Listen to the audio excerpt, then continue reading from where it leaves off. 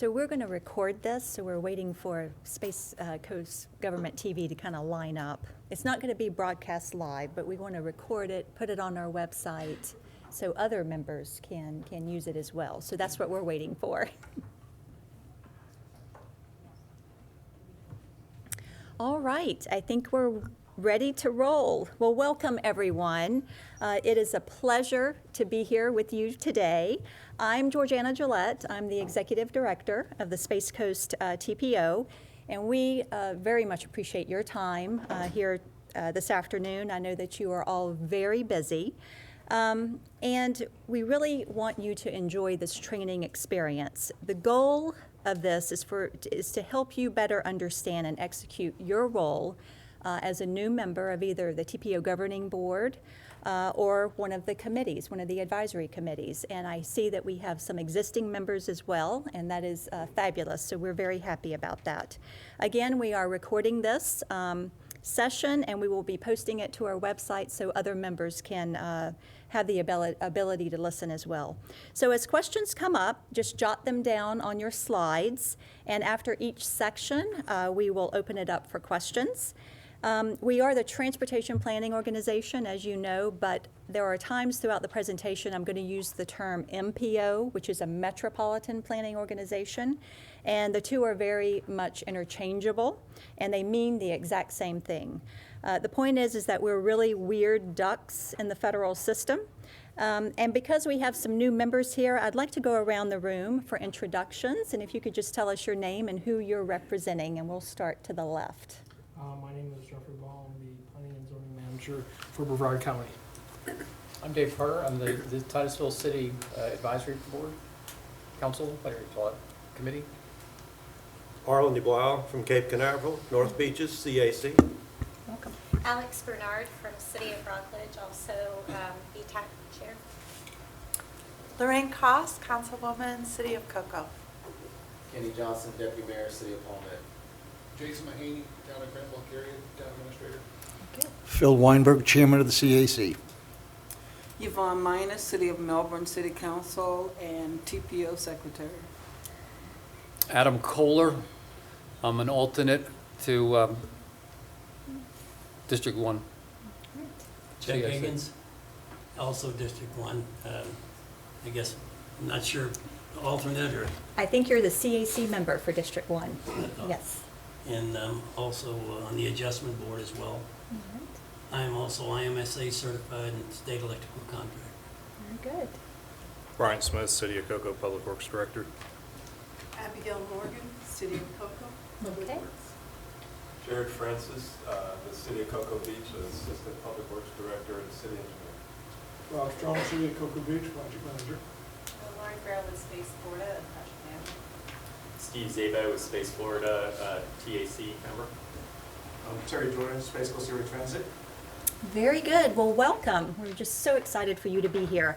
I'd like to introduce staff. We have Laura Carter, who is the Assistant Director. There she is. Kim Smith, our Education and Safety Coordinator. Stephen Bostel is our Transportation Program Manager. Sarah Crom is our Multimodal Program Specialist. Carol Holden, our Finance Specialist. Abby Hemingway, our Public Involvement Officer. And we have Chelsea Forgeny, she's our GIS Analyst. And Lisa Hickman, our Administrative Assistant. And Lisa also serves as the clerk to the committees and the board. And so she's going to be kicking off this presentation with some important housekeeping items. Lisa, I'll turn it over to you. Well, good afternoon, everyone, and welcome.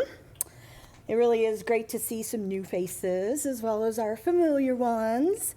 And I would personally like to take the time to thank you for coming out today. I know that everybody's very busy, and I'm sure your to-do lists are just really, really long, especially after the holidays. So thank you for spending the afternoon with us. We appreciate it.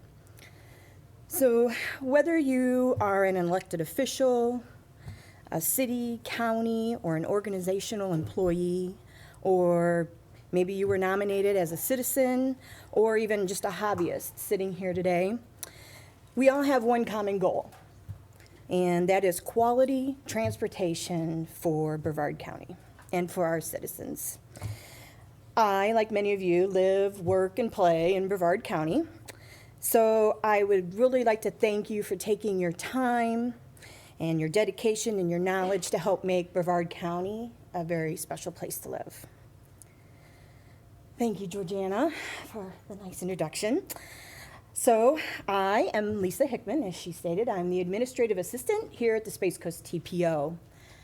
I take care of all the general office administrative duties, so that's everything from garbage detail to ordering office supplies to answering the phone and getting to talk to most of you folks.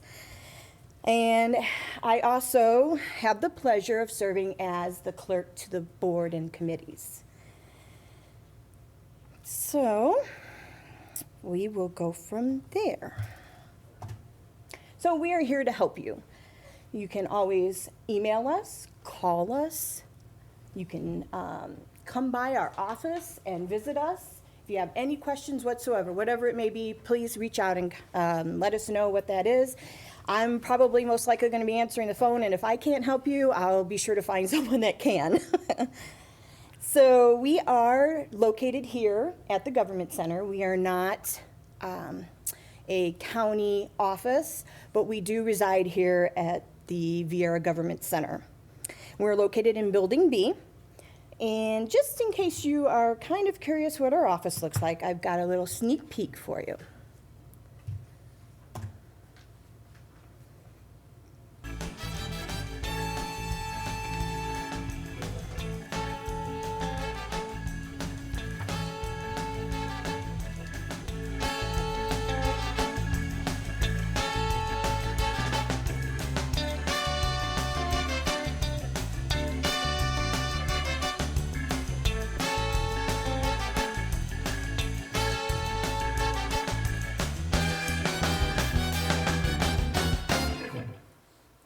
We're very proud of our office.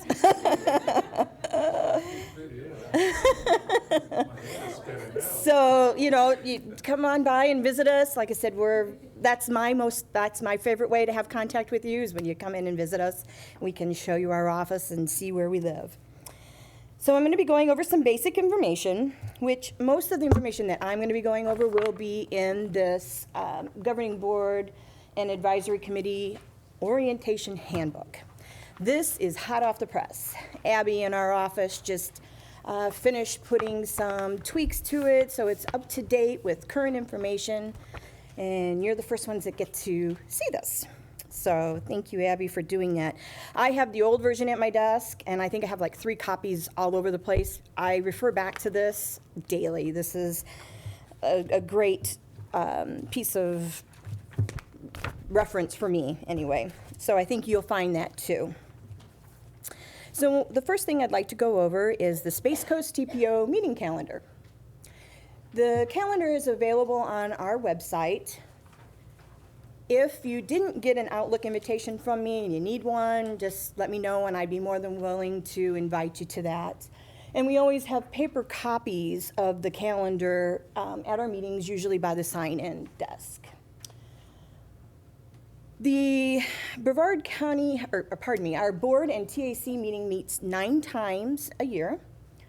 And we do not typically have meetings January, June, and August. That's vacation time, so we don't typically meet. And our BPTAC, our Bicycle Pedestrian Trails Advisory Committee, they meet typically about every other month.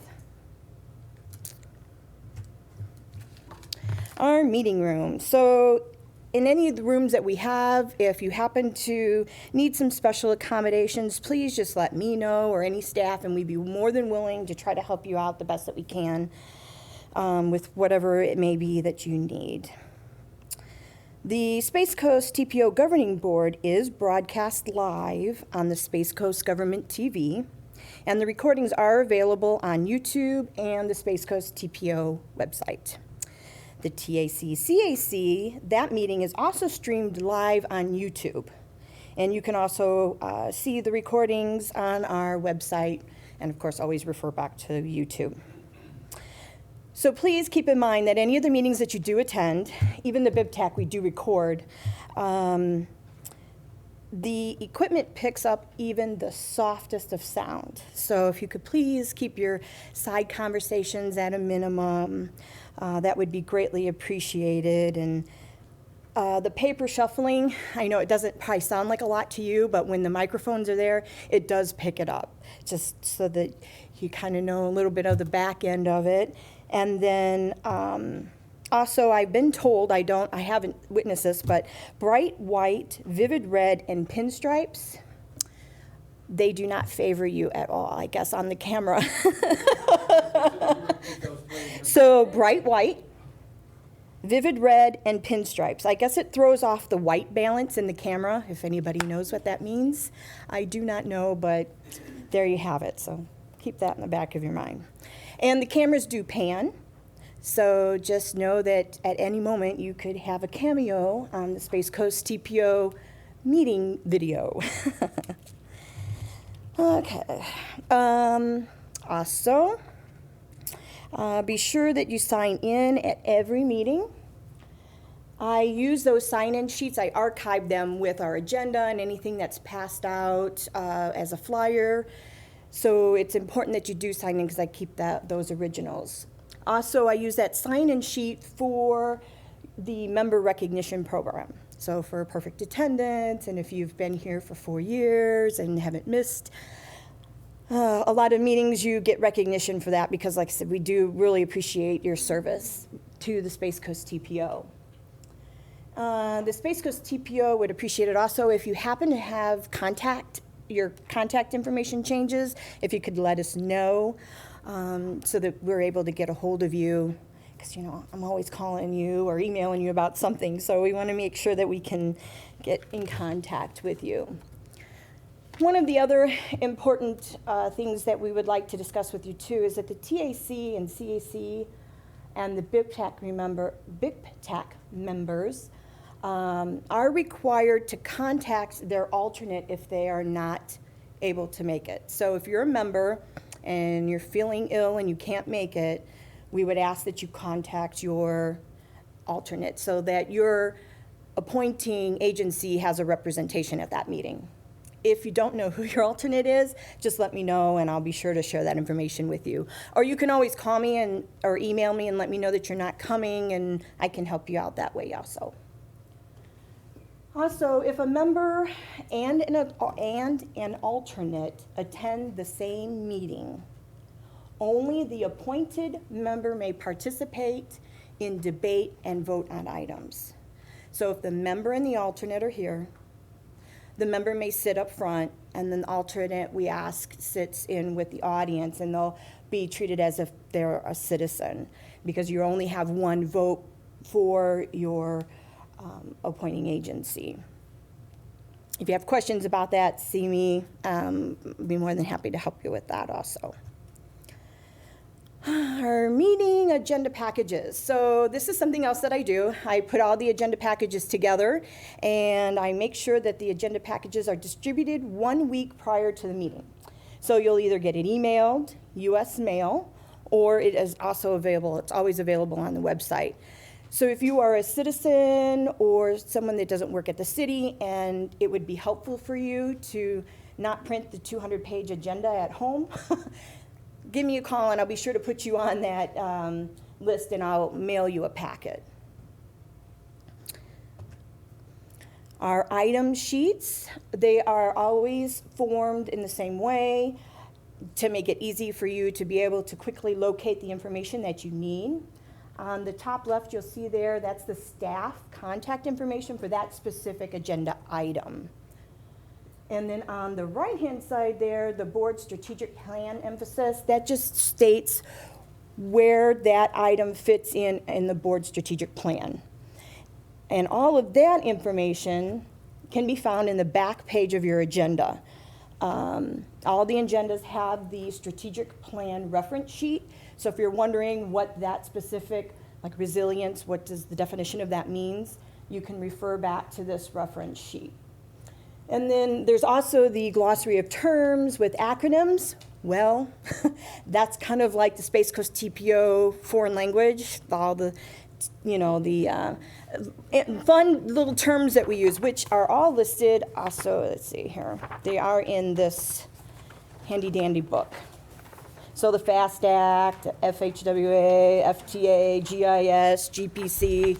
When I first started, I was just, I couldn't understand what anybody was talking about until I learned these acronyms. So I'm sure most of the new people will appreciate that list there too.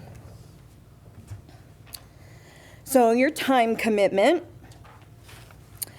The governing board and the TAC-CAC have 9 meetings a year, and they are approximately 2 hours long. So reviewing the agenda package could possibly take up to an hour depending upon the material that is in the agenda packages. Sometimes these packages are so big that I can't even staple them. That is rare, but we do try to keep the information that's pertinent to what the item is.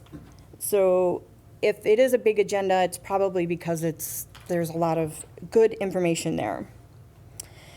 Also, we would love to be able to see you at our annual open house. That's typically in June, and that's about an hour. And then we would also would appreciate it if you could come to the Space Coast TPO sponsored events and public project meetings that might be held in your area. We might be holding them in Cocoa or Melbourne, and that would be your community. So if we're holding something, it would be really great to see you there, and you might be able to add a little bit to what we're presenting. We want you to be our transportation advocate. So we want you to share your transportation knowledge and everything that you learn at our meetings. We want you to bring that to all the groups that you belong to your friends, to all the organizations that you're involved with. Share the transportation information. We want you to be our transportation superhero, just like that. And additional member responsibility, we would like for you to be able to review the agenda package prior to the meeting so that if you have any questions or you need further explanation, remember at the top part of that agenda sheet, that's the staff contact that would be able to answer any information or answer any questions that you may have. So you can do that prior to the meeting. Also in your agenda package, there's always the attendance sheet. If you could please review that and make sure that I marked you for the meeting prior to or what have you. I sometimes do make a mistake, right? Didn't I make a mistake on you, Alex? I'm sorry. But I do appreciate that because I keep track of all of that. So it is important if you could please look at that. And the most important thing, too, is to report back to your appointing agency. Anything that has come up at our meeting, if you could report back to them and let them know what the Space Coast TPO is doing, that would be greatly appreciated. So if you have any questions for me, I would be happy to answer them. If not, you can always call or email me or stop by. Now you know where we're at. Okay? Thank you very much. I appreciate your time on this, and I'm going to turn it back to Georgiana.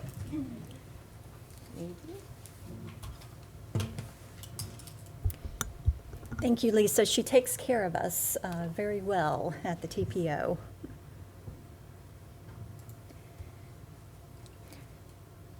So we're going to talk about 4 things in the course of this afternoon's presentation. The first thing we're going to talk about is how did we get here? I'm going to very briefly give you a historical perspective because you have to know where MPOs really came from to understand your role in the process. The TPO role, that is the authority and the responsibility under state and federal law. Then we're going to talk about what transportation planning really involves. And then some final thoughts on the TPO board and committee member big picture. So how did we get here? So the emergence of the Interstate Highway Program, that's how we got here. I want to focus on the most critical change in federal policy that launched a lot of spending and led to a lot of other changes, and that's the interstate system. Conversation began in the 1950s to provide for national defense, promote commerce and trade, and job creation. In 1956, a 41,000-mile system was approved, and Uncle Sam said, we need to dedicate revenue. They took federal fuel taxes and they created what we call the Highway Trust Fund. And for decades, that has been the primary source of funding for the federal government in providing funding for transportation. And that top photo is actually the Florida governor along with President Eisenhower. So the federal government didn't want to build the interstate system. The federal government generated the revenue, but then they passed it to the states. They said to the state highway department, you figure out where it's all going to go and how to make it work. We'll provide the money, you just get it done.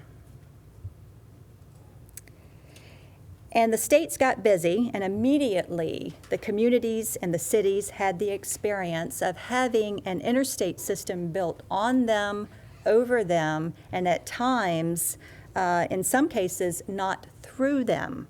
And so this photograph is in Miami, and you can see how the interstate system may come through your neighborhood without mayors or council members having any influence whatsoever in what was happening. So cities and counties began to work with whatever local boards they had access to at the time. And in the 50s and the 60s, that was councils of government. And they were trying to figure out how to get a voice in the process. So the interstate is driving the train of conversation. Millions of dollars are being spent. Lots of road miles are being built. Lots of complaints from local governments at the end, as the interstate rolls through or either bypasses some of the local governments. So the 1962 Federal Highway Act, in the reauthorization of the interstate highway and other programs, Congress came up with a concept, and that really there ought to be a better process for planning activities. So we're sharing this piece of legislation with you because this continues to drive the transportation train today. In 1962, Congress came up with the 3 C's. All transportation planning that the federal government supports uses the 3 C's: continuous, comprehensive, and cooperative. Continuous means you don't put it on the shelf and you don't forget about it. Circumstances change, needs change, but there has to be an ongoing process. Our strategic plan, the governing board's strategic plan, and our long-range plan is an example of how it is continuous. It's our plan, and it's ongoing. It's an ongoing process. Comprehensive. Congress is already starting to think at this point, you should be thinking about more than just roads and cars. You should be thinking about transportation as a comprehensive system of ways that things and people can move around. And then, of course, cooperative. This was mostly a message to the federal highway departments. We're hearing from the mayors and the city council members and the commissioners, and they're not happy with what you're doing in our area. So would you please just sit down and make nice with them? So it was really a request, but unfortunately it still didn't have any teeth. But this is embedded in our planning model today, and as an MPO, you are the managers of the 3C process. You specifically, our elected officials, are the managers of that 3C process. So a lot of things were going on in the 60s, and of course, every time the federal government engages a major policy concern, it has a ripple effect on everything the federal government does. So, of course, the 1962 Civil Rights Act involved a lot of areas, but it also affected transportation planning. This is to ensure fair contracting and that we're not abusing minority neighborhoods. We have to consider the impact of our transportation efforts in all communities, but especially those that might be disadvantaged by federal law. Another policy that developed in the 1960s was environmental concerns. If you look at the acronym for the National Environmental Policy Act, it's affectionately known as NEPA. You've probably heard about having to go through the NEPA process. And you know, that's any project that is undertaken will need to go through the NEPA process to consider those environmental impacts, especially if it is going to be a widening project. So this will continue to be an essential part of planning for transportation, and this also tells us that this is the way Uncle Sam works. So the interstate program has been running for a dozen years or so, and lots of money is being spent and lots of miles being built. But Congress is still hearing an increasing volume of complaints. There were different priorities. You had proponents that really wanted to improve the transportation system for the movement of goods and people. They want to increase jobs. And then you had the opponents. The interstate would come through and just destroy neighborhoods. And in some areas, they were destroyed if the interstate went by and they did not have an interchange because they didn't have access to the interstate highway system. So there was a tug and pull going on continuously. So Congress had had enough, and in 1973, in the reauthorization, Congress created MPOs, and they mandated them. In other words, this isn't an option. Under federal law, beginning in 1973, urbanized areas over 50,000 in population must be part of an MPO to oversee transportation planning. This is, of course, defined by the U.S. Census. This is population density. So they also required that you think about other modes, not just surface transportation. They also funded the planning activities for MPOs. They took a percentage off the top and dedicated that money for the MPOs to do planning, to plan the transportation system, and those funds are called PL funds. And this is what we use today. This is how our MPO functions, is with those PL funds. So 18 years later, they're still hearing complaints, believe it or not. Some MPOs were still getting sidelined. State DOTs had their priorities, and getting locals involved, was creating some problems for them. It wasn't good guys or bad guys, it was just different priorities. So in 1991, Congress passed the Intermodal Surface Transportation Efficiency Act, called ICE-T. They wrote into law the authority and the responsibility to craft long-range transportation plans, transportation improvement programs, and how the federal and state process would integrate. So MPOs had to make decisions, and they finally had the authority to make decisions in order to receive federal dollars to be spent. And it was really a watershed moment in transportation policy. So the creation of the MPOs in 1973 was significant. That was very important. But ICE-T was critical. It changed the game, and MPOs began to play a significant role in transportation planning. And of course, there's been multiple authorizations since then.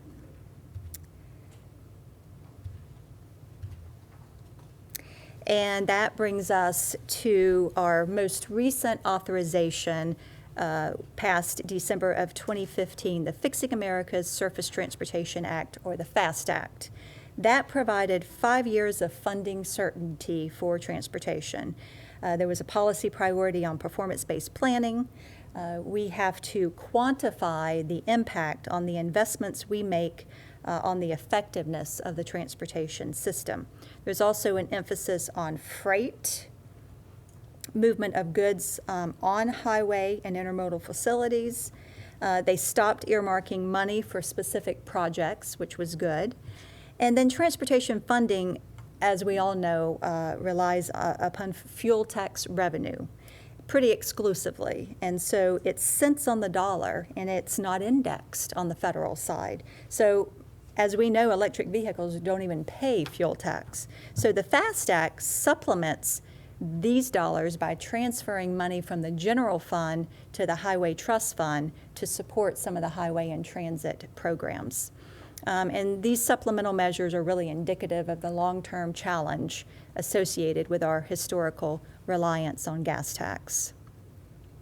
So that kind of brings us to the end of that session. It's just a very quick tour of history, but I felt that that was important, especially for the new members, because MPOs were not created just to add another layer of government. We don't need any more of that. It was to have a local voice concerning transportation, so our citizens and our elected officials can have a voice in what is important for the community. So on that note, I'm going to turn it over and see if there's any questions. You guys don't be shy. Yes, sir. Thank you. So for the FAST Act 2015 being, I see it says 5-year reauthorization. So this year coming up, it goes before federal level for reauthorization. Correct. What role do we play in, I guess, advocating to make sure all goes well on our part? Or Well, that's a very good point. I think that from, of course, from the TPO side, we can't lobby because we receive federal funding. But I think it's just important that earmarks is not good. Transportation is extremely important. So anything that could be done to advocate additional funding. I know that there are folks that are looking for a replacement for the fuel tax. Of course, they've been talking about it since I've been with, back when I was with the DOT, and I don't know where they're at. They're still discussing it. So, the way transportation is funded right now is broken. And so I think at this point it's about additional money for transportation. We don't have enough money to take care of our needs. And so I think that is, really a big part of it. And having, Congress really dig in to understand how we are going to handle this issue in the future, I think is also important. Mm-hmm. Yes, sir. Yeah, Georgiana, does the reauthorization of the FAST Act also determine how much money is transferred from the general fund to the Federal Highway Trust Fund? It should be laid out in the reauthorization, I'm pretty sure. I think that it would be. Yes. The formula itself is up for debate, too. Correct, yes. I'll get complicated. Yeah, that is true. I think the formula is being discussed.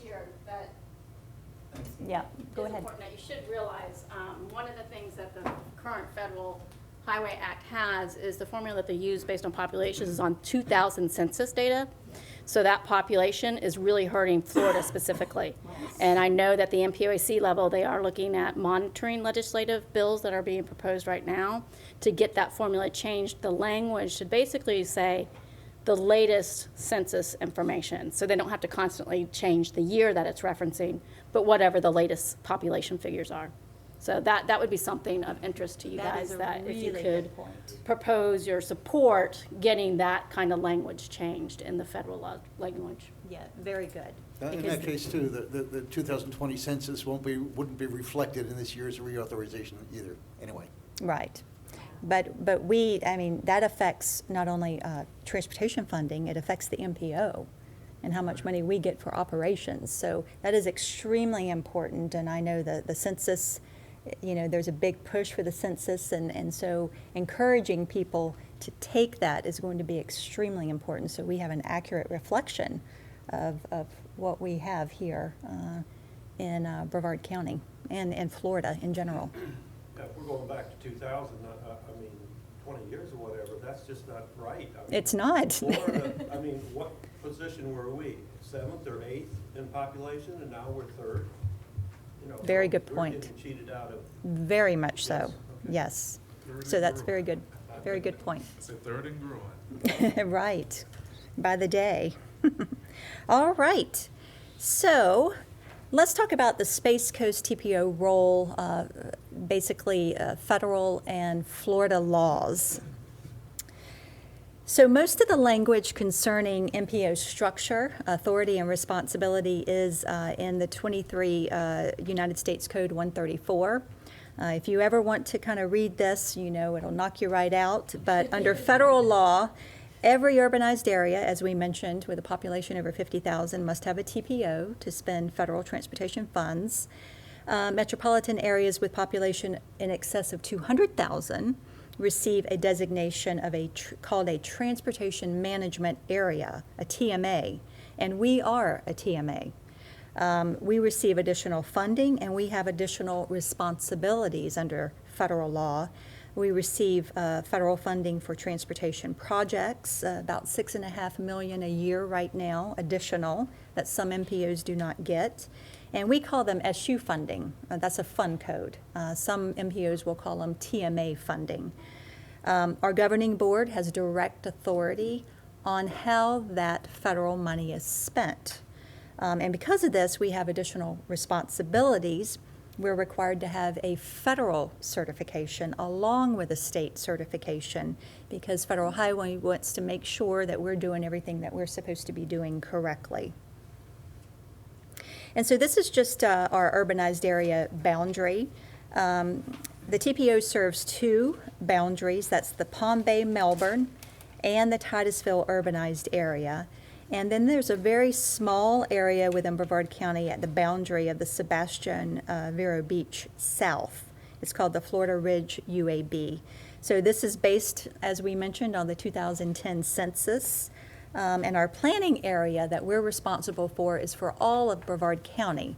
But this census area those are the numbers that we have. Palm Bay, Melbourne alone was 452,000, and that's the 2010 population.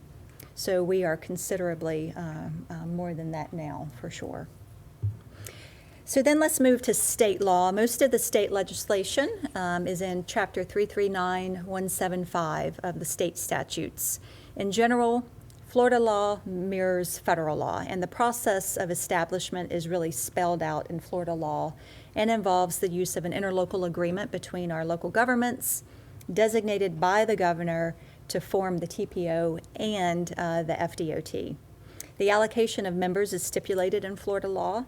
It's determined on the equitable geographic population ratio basis. So our TPO has 19 members, which includes all 5 of the Board of County Commissioners, 13 council members, and 1 port commissioner.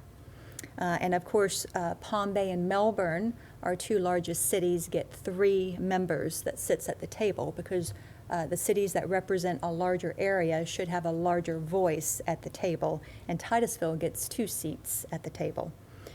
We must have advisory committees, and it is the responsibility of the members to be responsible for project selection and the funding process, and that's all under state law. So we're formed, as I mentioned, by interlocal agreement with FDOT and the local governments. Our TPO was established October 19th, 1977. We are an independent organization. I think Lisa mentioned that. However, we do contract with the Board of County Commissioners for administrative support and benefits and to be able to be housed in the Building B. Our total budget is about $1.1 million, and the TPO approves that budget. Sunshine law applies to all the committees and the board members. So members cannot go and sit in private to discuss an issue, especially, and the key is, especially if that is expected to come up on the agenda for a vote or an action in the foreseeable future. So just be cautious about that. That is prohibited. Members, oh, yes. So, but I also understand that an alternate could speak with a member. Yes. Could discuss If, issues. yes. That, and all, it's, They're from the same jurisdiction. yes, absolutely. Yes, that's not a problem. Members of the TACCAC are not under sunshine and talking with their board members because, you know, the board member is not on that committee. So you have to have that communication back and forth. And of course, you can have conversations about MPO functions at your individual council meetings. That's not a problem because you're actually on council. Even though you serve on the TPO board, you can still have those conversations with your council. It's just sitting one-on-one with one of your members, and you're going to, and it could potentially come up for a vote. So I just caution you to be a little careful about that. So this is our Unified Planning Work Program, and this is the mechanism for the TPO to lay out our funding. This is our funding plan or our work plan for TPO staff. Okay, this kind of lays out our budget, and this is required by state law that we adopt a UPWP, as we call it, and it covers a 2-year period. And it really just identifies planning activities that we are going to accomplish in those 2 years. It allocates funding to each of those tasks, and it outlines the activities that we're going to undertake for each fiscal year. Again, it's just our business plan, but it is important because it lays out the direction that we're going to be going over the next couple of years. And if a new study happens to come up that we are asked to do, we will need to find the money for it, and sometimes that's not too much of a problem, but it will have to be amended into our UPWP, and so there are times we will have to do UPWP amendments that will go to the board, and we will have to get their approval to do that. And organizationally, we have 4 advisory committees to the TPO governing board. Of course, the Bike Ped and Trails Committee, the Citizens Advisory Committee, the Technical Advisory Committee, and we also have an executive committee. And the executive committee reviews, detailed key transportation issues, policy. They do administrative. They will do my evaluation, for instance, for the director. But they are advisory only, and they meet on an as-needed basis.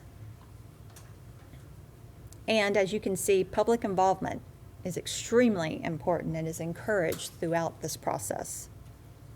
So the TAC members are appointed and represented by our modal agencies and local governments with specific expertise. You are selected to provide your technical input. This is your professional opinion, your professional view. You can have a strong opinion about a topic, but is it your personal opinion or is it your professional opinion? Because that's why you're here. So it's the responsibility of the TAC to review and evaluate transportation-related issues and make recommendations to the board on these issues. Now, the CAC is the exact opposite. You're here to give your opinion. And the TAC and the CAC may not have the same opinion. In fact, that happened a few months back, as a matter of fact, on a particular vote. But the Citizens Advisory Committee, it's made up of citizens who are interested in transportation issues and appointed by the local jurisdictions. And the state requirement is that we have representation from the entire geographic area. That's really important. We do need to consider the elderly, minorities, and other groups that may not be adequately represented. We want to get different input, citizens that are giving us different perspectives, so that is extremely important. This is our Bicycle, Pedestrian, and Trails Advisory Committee. Lisa talked a little bit about that.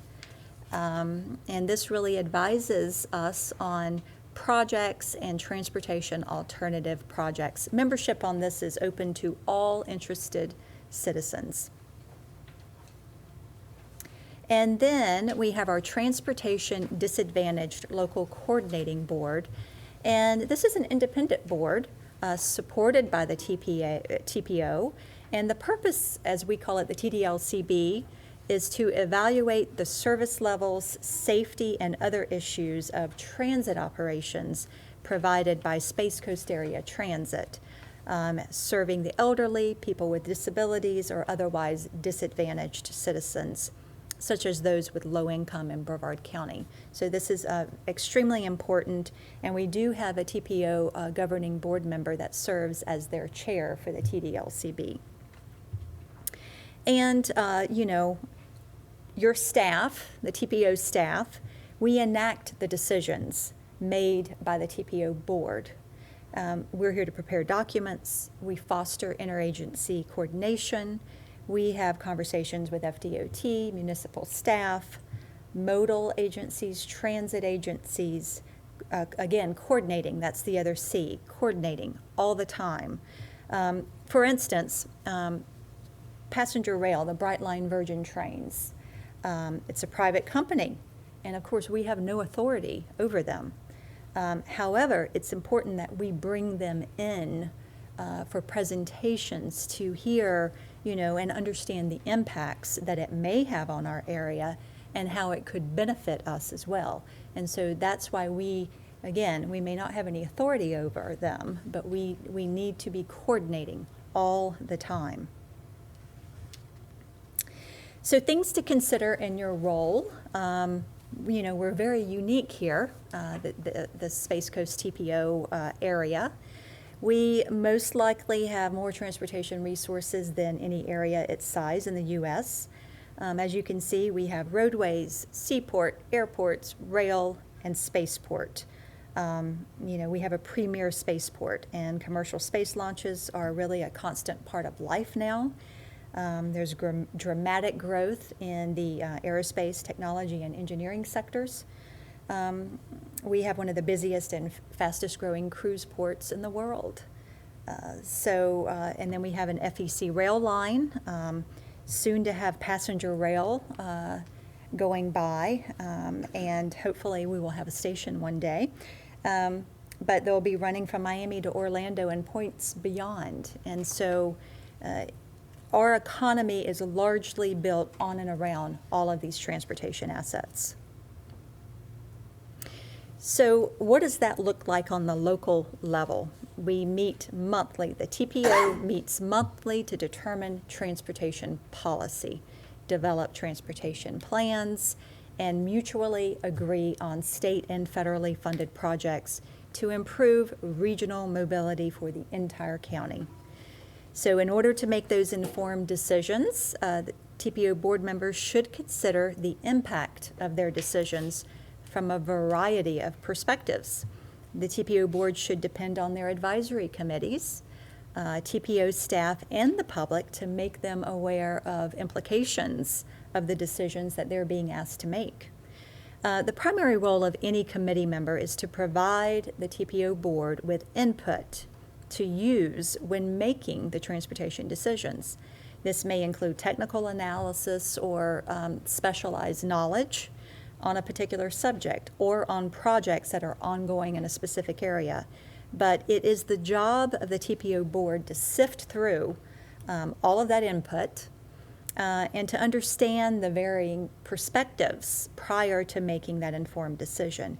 Listening to a variety of perspectives and actively wrestling with an issue, it really does help build broader community support around a final decision, and may limit, the impact of controversy that otherwise might stop a project in its tracks, which I have seen happen many times. So ultimately, you get a better project at the end of the day. So the influence of each mode really does transcend jurisdictional boundaries. An example of that would be the growth of the port leads to the need for 528 improvements. Someone needs to be looking at the big picture, coordinating, communicating, and planning among all the different modes, because we know roads don't stop at the city limit, and the user doesn't care who owns the road at the end of the day. They just want to get to where they're going safely and in a dependable time frame. And so it's critical that we view transportation holistically and that we talk to each other about how to improve it. And the TPO is the forum where those conversations take place. And we all have a perspective, and not everyone agrees. But it's up to you to take this information and make the best decisions for the greater good, and that's hard sometimes. It's really hard. So that is the end of that section. Any questions? Yes, I sir. have one question. What about these, they're seemingly underrepresented areas, like north of Scottsmore, Port St. John, and Barefoot Bay? Mhm. How do they have a voice? How do we get their voice heard? Well, of course, you know, it's really a volunteer basis, and you know, when I think people should really kind of step out, and that might be something you, as our citizens, could do, or even our elected officials, to reach out to those certain areas and say, hey, you know, we really need to have some representation from that group or that area. Would you be interested? But you know, it's time out of people's schedule, and so we need someone to step up and do it, and that can be kind of difficult sometimes. So I would say we could use your help in that area. Laura, do you have any other suggestions on how to reach certain groups? I know the Port St. John area is growing like wildfire. I'm sure there's other areas growing. I mean, they're affected a lot by the Space Center, obviously. Yes, absolutely. So as that grows, Port St. John's obviously growing a lot. Mm-hmm. Yes. So sooner or later, they need to have formal representation or some seat. Absolutely, I agree with that. Now, when the TPO goes out, we do events. We also try to, we have people sign up for our newsletter. We ask questions. Would you be interested in serving on a committee? I know I was speaking to the MEMS community group, and I met this gentleman, and he expressed an interest in serving, and so it was just wonderful. But that doesn't always happen that easily.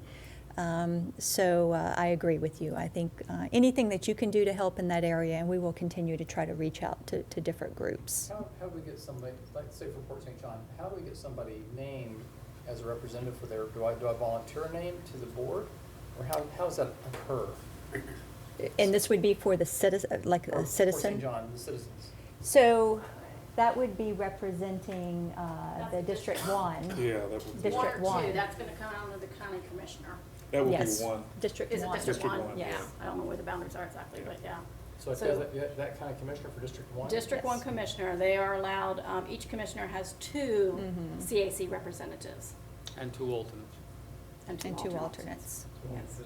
It will be Rita Pritchard, I think. Yes. Yes. Yeah, Commissioner Commissioner Pritchett. I think you already filled them. I think they're filled. Yeah, Are they they filled? typically do them every December. The county Yes. commissioners consider applications for providing services on their boards, so I they just want just to make sure did it's them. represented. They didn't Yes. appear in all the meetings we've had.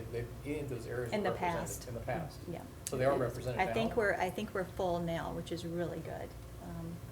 We'll consider that, you know, as, you know, things shift. This is a big Yeah. election year. I mean, I'm not looking for a new job. I'm just. No, understood. No, I appreciate that. That is a It's just very readily good obvious point. That area, in all the meetings we've had, that area, the Port St. John area definitely has transportation needs. Oh, yeah. Sure.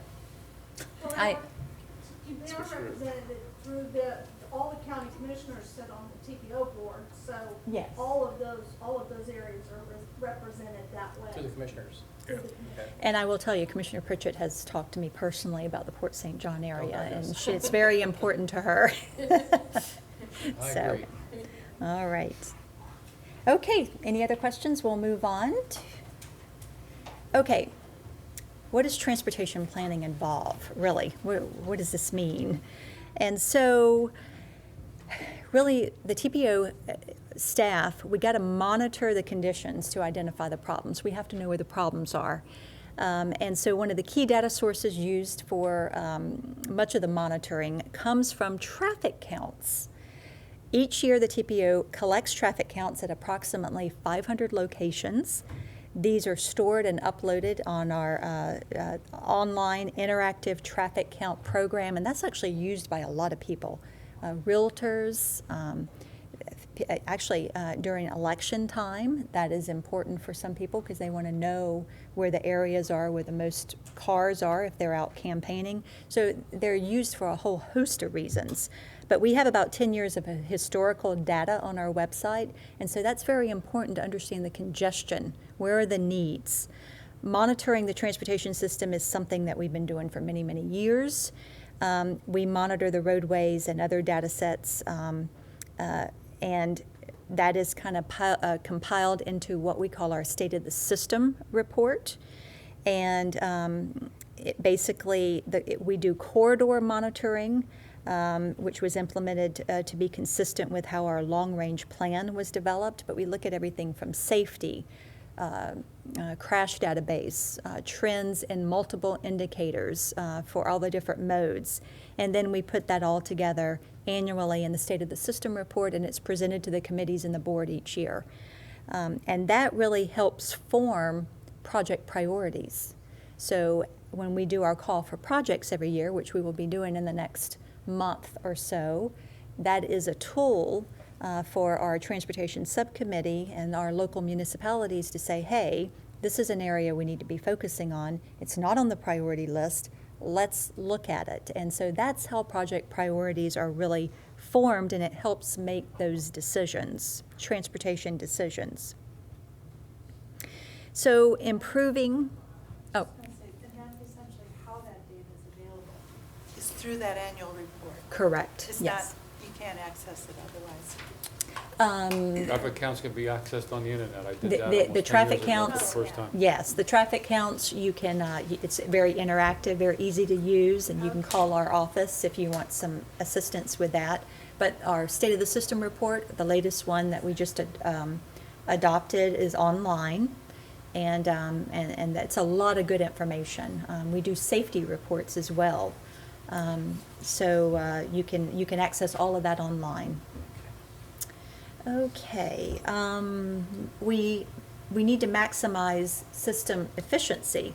So improving traffic movement via high tech. So we're talking about the intelligent transportation system, connecting signals, signal retiming, active arterial management. Stephen is in the process, we're updating the ITS master plan. This is extremely important. It's not always about widening roads. It's about using that new technology to maximize the efficiency of the existing network. Enhance multimodality where elements are missing for sidewalks, transit stops, and trails. Our bicycle pedestrian master plan, which we just adopted last year.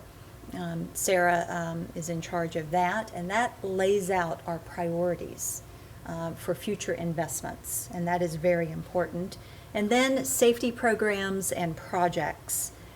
We tackle this with a three-pronged approach. It's about engineering, education, and enforcement. The TPO has been committed for many years to improve not only vehicular crashes, but bicycle and pedestrian safety, not only to our youngest citizens, but to all. Kim Smith is in charge of that program, and she has a very strong relationship with Brevard County Schools, does numerous events, and being in the schools and teaching our children how to be safe is extremely important as well. And of course, our governing board has set us on a track of Vision Zero, and that is going to be part of our performance measures. And so we kicked that off last year, and we will be having our second stakeholder meeting at the end of this month, as a matter of fact, because at the end of the day, every Brevard County citizen is someone's loved one, and we need to get off the top of this list. But it's a complex issue, and it's going to take a culture shift to really get where we need to be, unfortunately. Okay. It also involves engaging the public on needs and solutions. We gather input and communicate those decisions from and to elected officials, citizens, the media, agency staff, our modal agencies, and FDOT. In December, we adopted our public participation plan, and it tells the public how we're going to engage with them and how they can get involved in all of our plans and all the documents, and how they can voice their vision for Brevard County. And so the citizens have a stake in it, and this is extremely important. Transit coordination. Our staff works very closely with Space Coast Area Transit, Terry Jordan. We have a very strong relationship with them, and we provide support for them. We're working together. We work with them on assisting with any studies that we can help with, the ADA assessment, and ensuring that representation of transit is included in all of transportation projects and widening projects, resurfacing projects, and managing any future studies that Space Coast Area Transit would like us to do. So we have a really good relationship, and I'm really, Sarah and Terry work very closely together, and we have those bi-monthly meetings to see how we can work with each other continually. Okay. And the TPO is required to adopt a long-range transportation plan,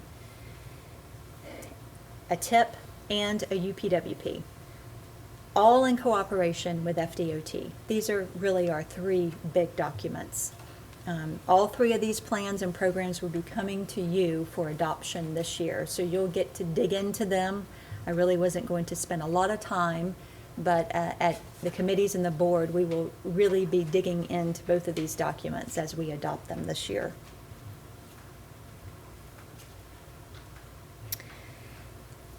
The TPO is required to adopt a long-range plan, and it's really probably the most important planning document produced by the TPO because it's really the cornerstone for all the transportation decisions in the region. It should be based on that document. This is where you set the vision. We put in policies and operational strategies to achieve it, at least to the extent that you can afford it, which is always the rub, isn't it? If a major project does not appear in that long-range plan, then it can't receive federal funding. It's as simple as that. The long-range plan must provide a vision for the future of the metropolitan area, identify the future transportation demand, and provide the framework for choosing transportation projects. Not every TPO or MPO are going to have the same combination of projects, but each must consider a full mix of transportation options when developing the long-range plan. And it must contain a financial plan. It has to be cost feasible. And so, in other words, the board must be financially realistic when developing that cost feasible plan.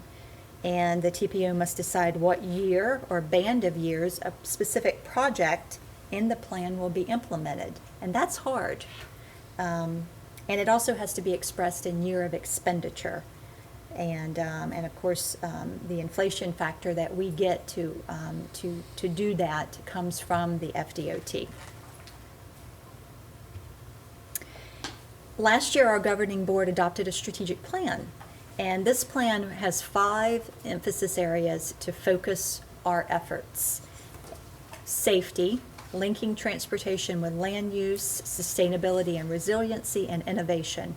And all of these are tied to the new 2045 Long-Range Transportation Plan goals that is currently under development. So you'll be hearing more about this. We had a presentation to the committees in December to really kind of dig into this and talk to them about, the strategies, how we're going to accomplish the goals, and the tools that we're going to use in the next 2 years to accomplish some of these goals. So this kind of sets the framework, the policy that helps us with our investments. We need to focus on these areas to kind of move the needle.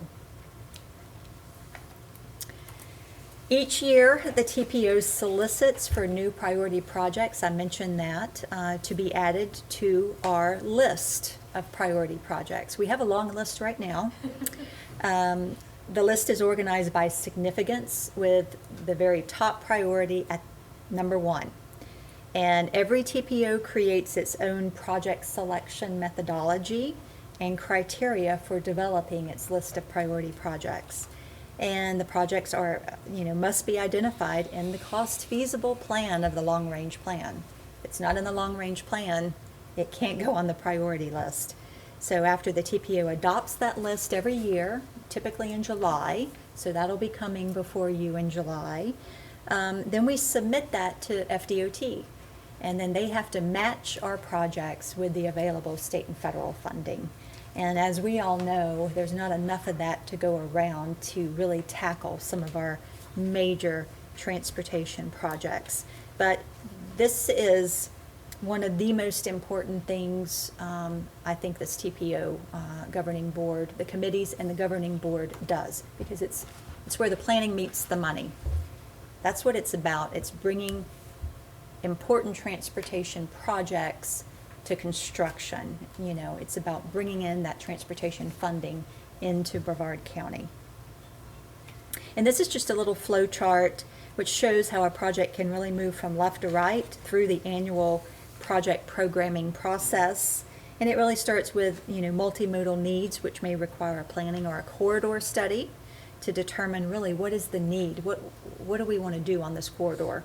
And then we look at performance factors are also considered. And, you know, once all of that is done, then it moves on to the priority list, and then it just kind of moves through the process. And if it gets into the 5-year work program, yes, that means we got some money on it, and hopefully it continues to move through the pipeline. And if it is in the DOT work program, then it's got to be in the TIP, the Transportation Improvement Program. This is the other document that we have to adopt every year in July. And there are many times we will have to do TIP amendments. That means a project got funded or there has been a change in funding, and we have to do a TIP amendment, and we have to bring that to the committees and the board, and we say, hey, our document has got to match the DOT work program, and they really need to be reflective of each other. And if they're not, then it could really hold up a project. So there's 5 steps to implementation. You know, projects often take longer and cost more money than people realize. And of course, each project goes through this 5-step process. And projects do not get taken off the priority list until they are fully funded for construction. So we start out with either a feasibility study or a corridor study. If it's needed, we would go into a full-blown PD&E, which is the environmental study. That's the NEPA process that we talked about. And once that's done, which could take 2 years, maybe longer, then if we have the money, we'll move it into design. This is the hard construction plans. And when the design gets to about 60%, if right-of-way acquisition is needed, then the department can actually start purchasing right-of-way at about 60%, because then they know exactly where the right-of-way impacts are. And many times right-of-way acquisition costs a lot more than even construction. But once we get all the right-of-way taken care of, then we can move into construction. So projects may take 15 plus years. Sections of the Parkway, St. John's Heritage Parkway, have the conceptual discussion, you know, with my predecessor, Bob Comm, and John Denninghoff probably started 20 plus years ago. So it's a long process. And that's why we need more money, so that we can do more projects. And so that brings us to the end of that section, and we have the next section is going to be very short, but are there any questions about that so far? All right. So this is about the big picture. These are just some final thoughts about the transportation planning process. And really, you know, the process is nothing if not technical, but it's also a political process as well. So, all right. So really, there are 4 fundamental roles. One is you need to set the overarching framework for the transportation decisions. And that's bigger than the planning and programming process. It's the entire decision-making environment. It's the long-range plan. 2, you know, you have to make planning and programming decisions. That's really important. And that's where your formal authority is so critical. And 3, We need to be aware of and engage the decisions of other transportation agencies. We have to know what all of our agencies are doing and making sure that our plans are consistent, that we're not off with each other. 4, to inform and educate the public about transportation decisions. Whether it's a formal public involvement process associated with updating the TIP or the long-range plan, or simply just, running informative meetings or TAC, CAC, or BPAC. That is very much about engaging the public. Our open houses, that's what it's really about, as I said, because the citizens have a stake in it. So the MPO or TPO impact. So we know that transportation decisions have a huge impact on more than transportation. Our TPO, through its formal decision-making, impacts the local economy and the character of the communities within our region. So, it's very much, it can have both near-term and long-term components to this. The final thought is, this can be a long journey. From project inspiration to project dedication. Getting things done requires one to be persistent and patient, and that's a very distinctive kind of leadership. Legal authority does not define the limits of political influence, so the TPO may not have direct and complete control over much of any funding necessarily, but it is really a collaborative process. You can certainly influence that process. That is, our governing board has a tremendous amount of influence on the process. And we are the lead agency for creating a public forum for the discussion of transportation issues. So invite parties to the table. We work to solve transportation problems. So whether or not the MPO can decide what to do, we should be involved in the process. And that's what it's about, being collaborative.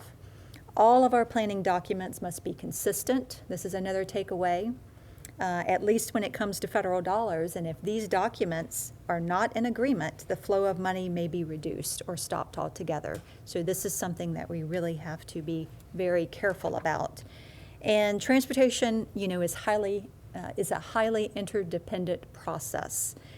Very little important transportation work can be done without collaboration. Even small local projects may have big implications, so it's important as members to model the awareness of interdependence. And then finally, as a member, especially a board member, you can be a visionary, helping the community to see beyond the lines on a map. You have a role as a manager, helping to ensure the smooth progress of projects in the pipeline. When conflicts arise, you may be the negotiator who helps secure the fulfillment of the TPO's plan, or the adjudicator who renders the final judgment on the best course of action. So you may be one or all of those things during your tenure. Inevitably, you are the educator. The transportation planning process is very complex, and it's confusing to a lot of people, especially our citizens. They don't understand the process. And so we are continually working to help explain it, but it's not their business. It's our business. And so being an educator is got to be continually happening all the time. And we could certainly use your help in that process. But to be effective at times, you will need to be an advocate for a particular project or for the process itself. So your position on the committees gives you the platform. What you do with it is really up to you. And I think, as Lisa said, the advocate superhero, that's what we need each and every one of you to do for us. But we are here for you. We're your staff. And anytime you need anything from us, feel free to call us or come by. Now you know where we're at. And I will open it up to any final questions or comments. Yes, sir. Please correct me if I'm wrong. I just want to make sure I clarify. So the Space Coast TPO as a whole cannot advocate for or against a federal or state bill, but we as individuals within the Space Coast TPO or MPO or CAC can write our legislators. Absolutely. Or go to the committee meetings. Yes. Okay. Yeah, we are prohibited from lobbying, and so we want to be very careful. Now, we can share information. That's what we like to call it, information sharing. And so, yes, we do have, we adopt every year our legislative priorities for the Space Coast TPO, and we will send those to our legislators, but it's our way of sharing information. The cities, our elected officials can carry the water for us in a lot of those areas, so you are correct, yes. Being that legislative session has just begun, are there items that you've already shared with our legislators? Yes, sir. We adopted our legislative priorities in September, I think, and we have those posted on our website, and we have quite a few items on there. One of the things is, replacing looking for a replacement for the federal gas tax, or for the gas tax. We need additional money, but I'll be happy to send that to you, to all of our elected officials, actually, to make sure you have that. So Councilmember Minus, I know you're aware of it, but very good. We appreciate any help that you can give us. Any other questions? Well, thank you so much. We really appreciate your time. And again, if we can help in any way, feel free to reach out to us. Okay. Just really fill in one blanks for me. Great. I'm glad to hear that. You also have an evaluation at your place. This is the first orientation that we've given like this, so next year we can tweak it. There may be some things that we didn't talk about that you want to hear us talk about, so feel free to be brutal and tell us what you think. So additional comments, I can specify what foods we want the next time. Yes, and Mayor, drinks and- absolutely. Okay. I will make sure that we have it taken care of. Can we bring water into the other room? That's the biggest question I have. Well, the good news about the committees, we're going to be meeting at the Center for Collaboration.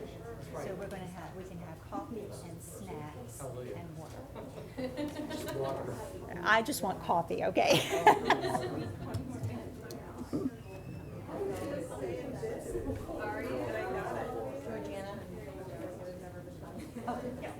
And your feedback forms, Lisa has a box right here. You can just throw them in that box.